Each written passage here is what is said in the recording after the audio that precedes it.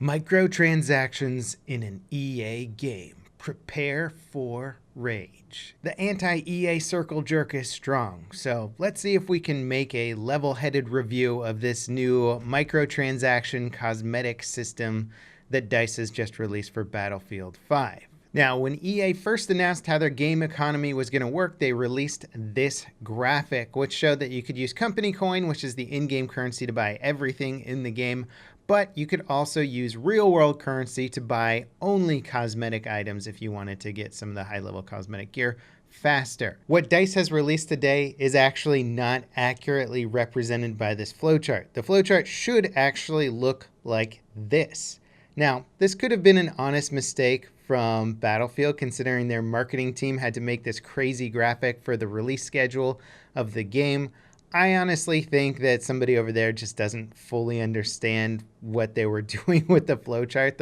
They had the concept in their head, they made the graphic, and then didn't realize that it probably should have been a better graphic to better indicate what was actually happening. Mistakes were made, people are enraged. Let's look at the rest of the store. So here's a soldier cosmetic that I can buy with either Battlefield currency or company coin. I've saved up quite a bit company coin. When EA did their company coin update, I had like over 200,000 of it. Clearly I spent a bunch of that, but I still had enough left over to buy a bunch of, well, basically all the new cosmetic items that I could buy with company coin only. Although I don't go for the face paints because I think they're a bit of a ripoff, but that's just me personally. So I was able to buy every single company coin soldier cosmetic item in the store right now. And these cosmetic items are actually pretty cool. They're nice looking cosmetic items. They don't make you look too crazy or insane, but if you're looking for a more authentic soldier look, you can definitely get more options here, and you have some cool camo options. The problem with the store is that they don't properly market their items. You cannot rotate around your soldiers in the store to see what the back of the uniforms look like, and you can't switch between different camo options that the cosmetic items have available. So EA kind of needs to step up their marketing and make the store more accessible to really better illustrate what they're offering, especially with like the weapon camos where the camera angle's at a really bad angle to show off just how cool the camo is in general. You can't rotate around it. So that just sucks. EA, update your store, market things better. People will be more inclined to buy something, especially with the ones that offer multiple camo variants, as you're getting a lot more than is initially advertised. Now, if you don't want to spend any real world money on the game, there are 2 new full uniforms for each faction that have been added with this update that you can buy with in-game currency, company coin. I think the uniforms actually look cool. One for each side, also has multiple camos. You don't have to buy those camos individually, which is nice. DICE is learning. And they give you some good cosmetic variation and options. It's not a massive amount of content if you don't want to spend any money. If you combine it with the Tides of War system, which will have weekly rewards and also has the overall reward system, you're going to get like ultimately what, 3 or 4 new soldier uniforms per faction by the time we're through June or something like that. Maybe more, because some of the rewards are hidden behind the weekly reward system. But there's some content there. Again, not massive amount of cosmetic content, but I would say it's enough to at least keep me entertained for a while. Now, if you want to go into the paid system, let's look at what kind of value you're getting for your money with Battlefield currency. Here is the payment option. Obviously, the most efficient way to go is with the higher purchases. This is pretty standard for a microtransaction system. They want to encourage you to do the bigger purchases. You'll get more for your dollar that way.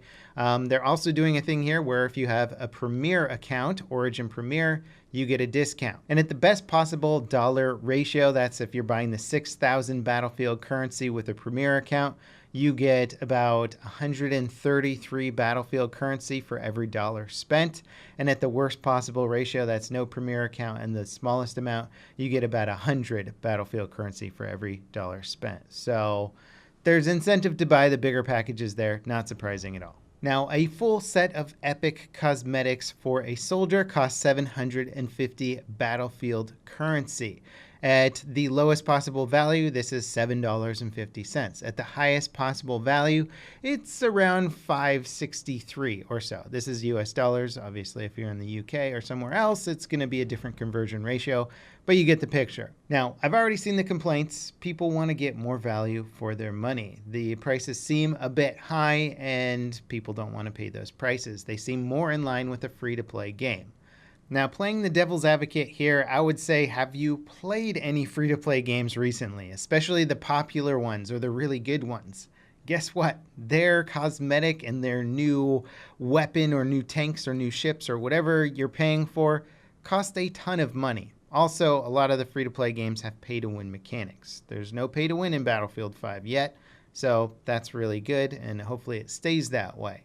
The prices do seem high. I'm not going to lie. $7.50 for a soldier is quite high. I would not recommend buying it at the lowest tier if you know you're going to spend a bunch of money in game. It does seem to make more sense, especially if you have a Premier account, to go for the higher tier if you think you're going to be spending quite a bit on cosmetic items. $5.63 for a soldier is a little bit more reasonable. And if I'm comparing like my favorite full set of elite skins that you can buy in the store at like $5.64 to maybe an elite operator in Rainbow Six Siege, well, those run for, I think, close to $15 maybe. I haven't checked it in a while. They could have been updated, but I think when those launched, they were around $15 at least. And so they do come with custom animations and more stuff. They'll be more applicable to the elite or the special custom elite skins that are coming out for Battlefield 5 later.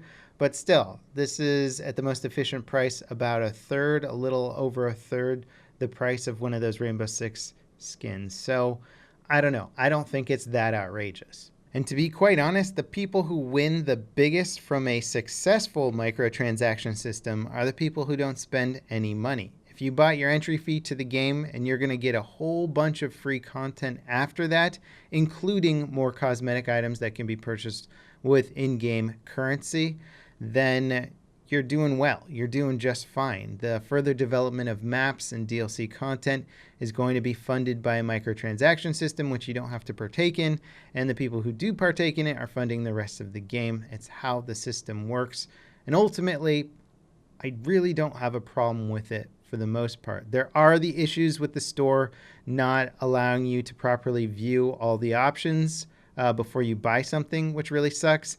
The starter packs and the like deluxe starter packs or whatever that you can buy, those are not properly like illustrated as to what they give you in game. So you can buy them in game and not really understand what you're getting. You have to like go online and then look at the items and then reference them back in game. It's not particularly well set up as a store system.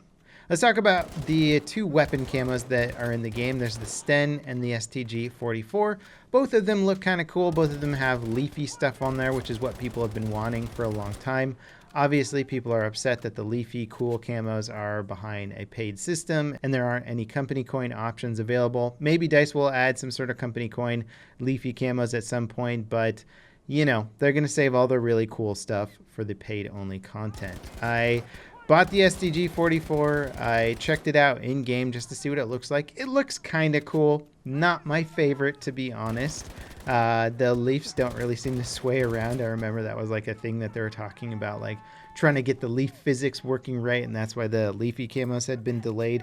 It looks okay at best. I think one of the biggest downsides to spending money on weapon camos in this game is that, one, they're not inexpensive, they're quite expensive, and two, they can't be used in Firestorm. DICE, get your damn weapon camos working for Firestorm.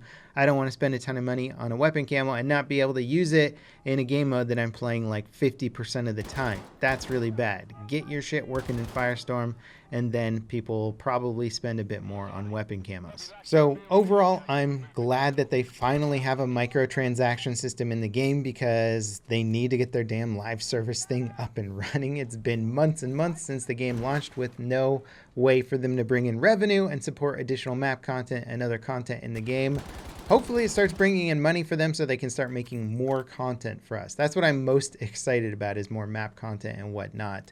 If you're not planning on spending any money, well, you do get new cosmetic items that you can buy with only company coin. If you are planning on spending money, the value isn't amazing. Some of the cosmetics I think are pretty cool.